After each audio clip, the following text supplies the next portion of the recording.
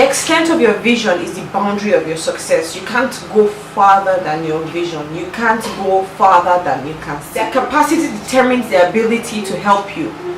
If you ask me for 100,000 naira, if I have 90,000 naira, I don't have the capacity to help. It doesn't matter who you look up to, your parents, your mentors, your role model.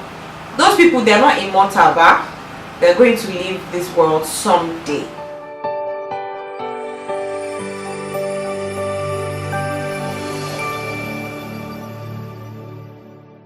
Hello guys, welcome to my channel. My name is Lade. If this is your first time on my channel, you're very much welcome. If you're a returning subscriber, you know I love you. Welcome, welcome, welcome again. On today's episode of Faith Friday, as you can see from the title, we're going to be talking about help from above. A person who's helped by God. What does that even mean? Every man needs help. Even in creation, when God created, the world, and he created the first man, Adam, he realized that Adam needed help, and so he created Eve to be a helpmeet. Have you ever heard this phrase anywhere? And I think everybody that says this is proud and ignorant. When people say, I'm a self-made man, I'm a self-made businesswoman, I'm a self-made this, fill in the blank. There's no such thing as self-made man or self-made woman in anywhere. The idea might have been original, but no matter how big your conglomerate, your company, whatever it is, you have people that are working for you. Those people, believe it or not, like it or not, they're helping you. They're helpers. No matter the job description, even though they're janitors, they're cleaners, they're helpers. So there's no such thing as a self-made man. I think they just say it so that people can, understand that they didn't have a godfather or nobody gave them like money to start. But at the end of the day, you can't do it by yourself. Reading from Psalms 121 verse 1 and 2, it says, I lift up my eyes to the mountains. Where does my help come from? My help comes from the Lord, the maker of heaven and earth. I don't think it was coincidence when the Bible said, I'll lift up my eyes up to the hills. Lifting up one's eyes, the direction of somebody's vision, projection of your vision, what you see. And I think I do have a video about vision. I'll link it if I can find it on the top of this video somewhere. So what do you see? What do you see? Where do you look to for help? That's very, very important. The extent of your vision is the boundary of your success. You can't go farther than your vision. You can't go farther than you can see. So practically, where you look is where you go. So what are you looking at? That's another food for thought that you need to consider while watching this video. What are you looking at? Who are you looking up to? That's also really important. So as long as your eyes or your sight is in that particular direction, you will move in that direction. If I want to move sideways, all I need to do is to look in this direction and I'll be moving sideways.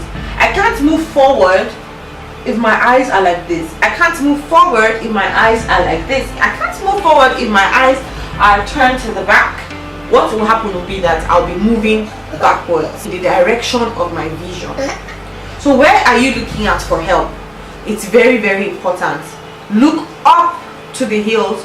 From where does your help come from? Your help comes from the Lord, the maker of heaven and earth. So I have 3 points to consider when asking someone for help or when seeking for help. The first thing is the person's capacity. Their capacity determines their ability to help you. If you ask me for 100,000 naira, if I have 90,000 naira, I don't have the capacity to help. The person might be willing to help you. They might be available, but they don't have the capacity. They don't have what you need from them. That's the first one. The second point to consider is the person's availability. So the person might be willing, the person might be capable, but the person might not be available. Does anybody watching this have an uncle or an aunt or a parent that has what they need and is probably willing to help them, but is never available to even be there for them to make that request? So that's the second thing to consider, availability. Sometimes the person that you're looking to help you has the capacity, the person is also willing, but the person is not available. And of course, the third point to consider is the willingness of the person. Sometimes they have capacity, sometimes they're available, but they're just unwilling. They just don't want to give you and there's nothing you can do about it. A lot of times, even right now, if you think in your life, some of the big problems in your life, you probably know somebody who can solve that problem. They probably have the capacity, they're probably available if you track them down. But then willingness, that's the third thing. If the person is not willing, there's nothing you can do about it. But I know somebody who has all three characteristics all the time. The person is always available, the person is always willing to help, and the person has all the capacity to give you anything that you want. Let me tell you who that person is. Let's read from Psalms 46 verse 1. It says, God is our refuge and strength, an ever-present help in times of trouble and times of need. That's what I wanted you guys to see. Our ever-present help in time of trouble. Yes. Zoe is the good girl. Yes. Okay. Yes. Yes. Yes. See, you know what? Let me even use the example now. Zoe, I'm trying to record this Faith Friday video, and Zoe is trying to get my attention so much. She needs me. I have the capacity to help. I am willing to help her, but I'm not available. So I am her mother. I love her so much, but I need to film Faith Friday video. I know that she's alright for now, so I know that she can wait for me. So even me as her mom, I can't give her the help that she needs at this point in time. But in Psalm 46 verse 1, it says that God, our Father God, is our help, our strength, and our refuge, our present help in times of need. You know that from what I've said, it will dawn on you that the help of man is very limited. It's very limited. It can be limited by time, by space, by capacity. So the help of man is limited, but of course the help of God is everlasting. It doesn't matter who you look up to, your parents, your mentors, your role model. Those people, they're not immortal, but they're going to leave this world someday. The earlier that reality dawns on you, the better it is for you. No matter who you look up to, they don't live forever. God is the only being that is everlasting. And as long as you're in this world, He's still there, and He cares for you, and is your ever-present help in time of need. So knowing that God is everlasting and man's help is limited. Let's read from Isaiah chapter 41 and verse 10. It says, so do not fear, for I am with you. Do not be dismayed, for I am your God. I will strengthen you and help you. I will uphold you with my righteous hand.